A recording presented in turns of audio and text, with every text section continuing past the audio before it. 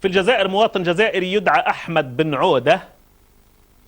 الرجل مسكين يعني بسيط أمامكم على الشاشة، أراد أن يتجه إلى أوكرانيا لمتابعة مقابلة كأس أوروبا القريبة التي تبدأ خلال أيام أو يومين ربما.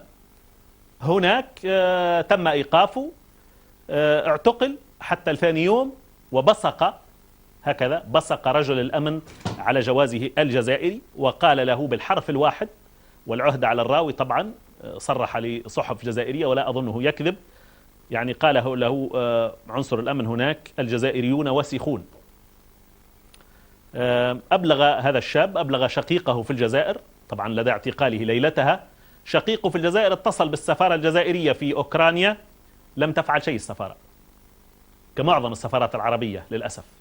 المواطن الأجنبي الآخر دائما معزز مكرم، سفارته تأتي ركضا، ولكن سفاراتنا العربية آخر همها المواطن. لم تفعل شيئا.